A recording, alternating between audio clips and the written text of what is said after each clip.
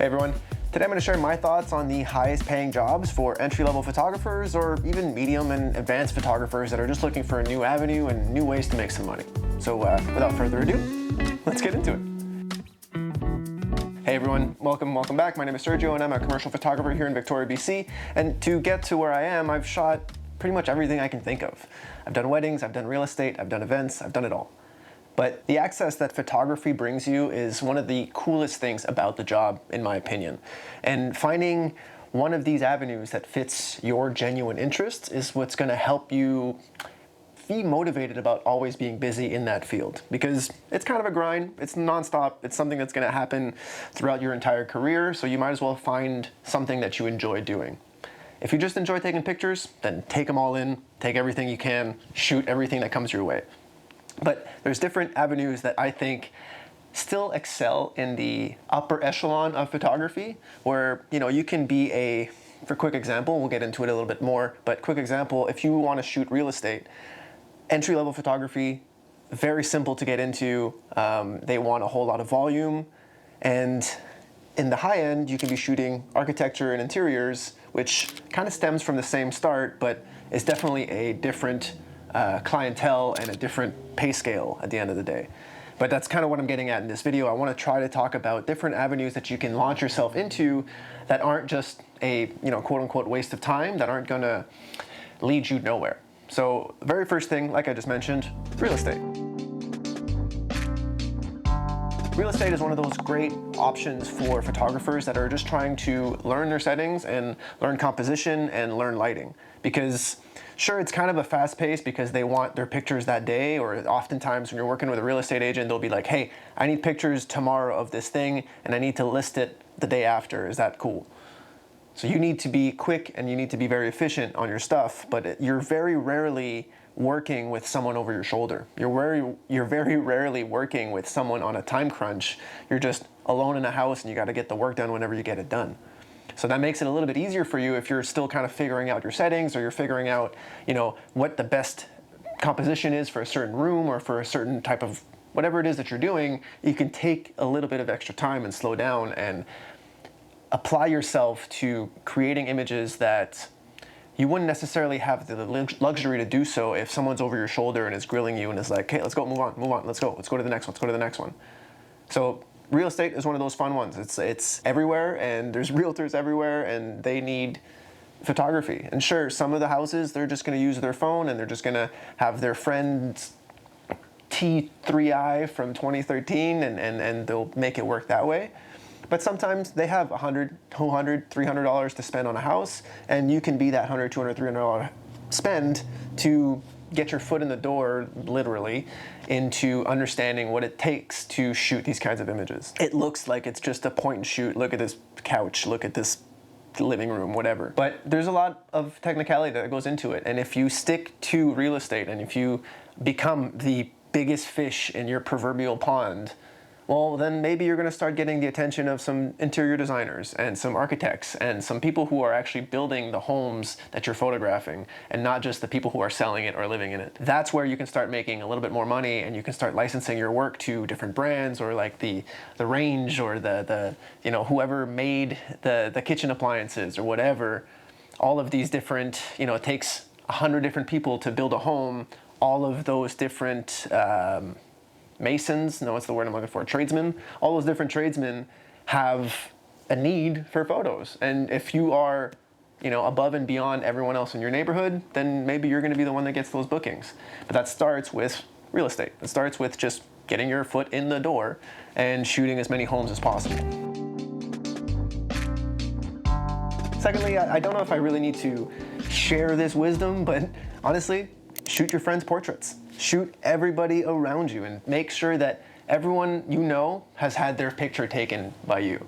Because that way, you'll get a lot more comfortable at shooting people that you don't know, or making people who aren't comfortable in front of a lens feel very comfortable. A lot of the times when we're shooting portraits, it's not just about working with models and working with people that are very experienced in front of the lens. It's working with friends or CEOs or people who just have 5 minutes that day and need a great picture that's going to last them the next 5 years. Well, that pressure is on you. But before that happens, you can just practice with your friends, and you can practice with people around you and people with low stakes and no money and none of that. And that way you can be a lot more ready when the time comes to shoot something like maybe a celebrity portrait. You know, if you start with portraits in your neighborhood, you move on, local, regional, national, you move on.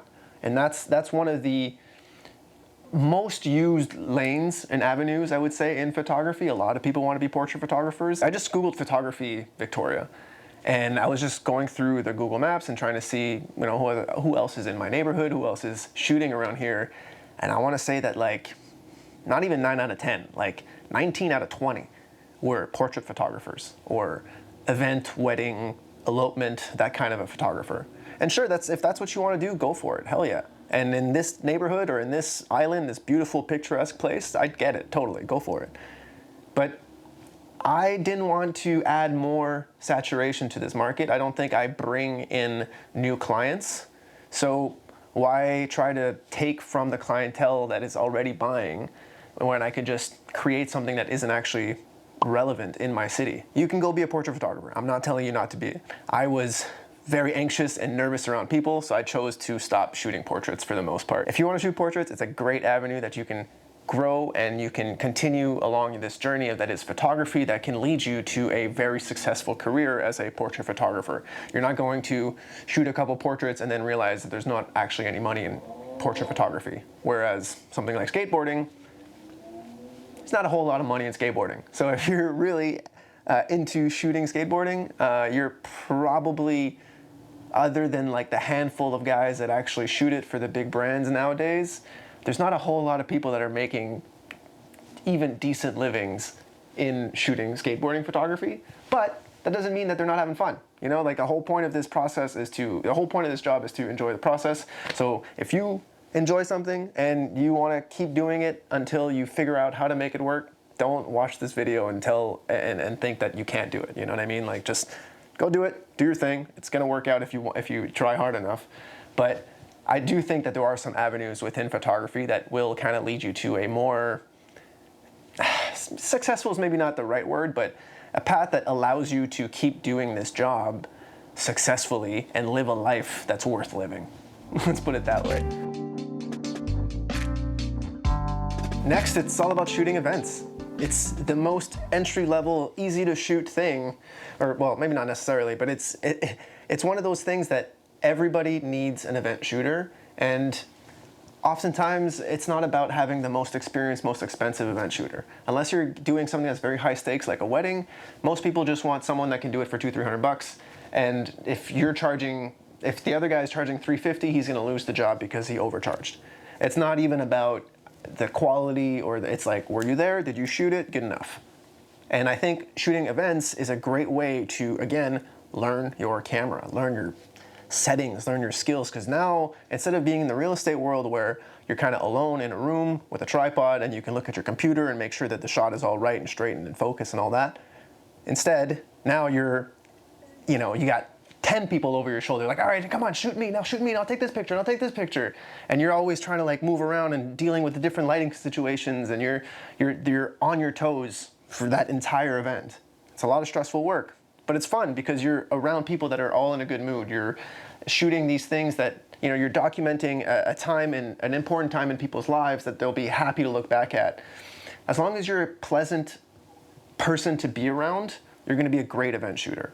And I think shooting events can easily further your career into shooting bigger and larger events, shooting music festivals and big old massive events for bigger brands that have slightly bigger budgets. And from there you start getting so many different people around you that you're just meeting and connecting with. It's like being on overdrive of connections, because everyone wants to be your friend when you're shooting an event. Especially if they've got a few drinks in them or a few other things in them. Everyone wants to be your friend.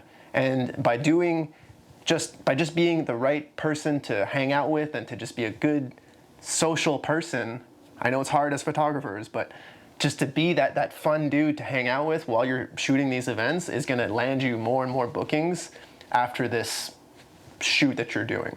Maybe it's not more events, maybe it's something that's completely left field, maybe it's someone's newborn baby. But shooting events is a great way to just meet people, grow your business, and continue, elevating your skills as a photographer, because you're on your toes. You're really you're pushed to create images real quickly. And I think one of the things that we often forget is that cameras are stupid. Cameras are very simple. It's ones and zeros on a screen, and they need to be told what to do in order to make it look the way you want it to look in your head. Bridging that gap is what's going to make you a better photographer. And I think shooting events, shooting real estate, shooting portraits with your friends, they're all going to help you elevate your skills and also put you in a direction that you can actually be a successful photographer and have a career in this thing that is just a hobby. So that's my 3, 4, 5 cents on the take. And I hope you learned a couple things, and enjoy the rest of your afternoon or day or morning or whenever you're watching this. We'll see you in a couple days, guys. Later.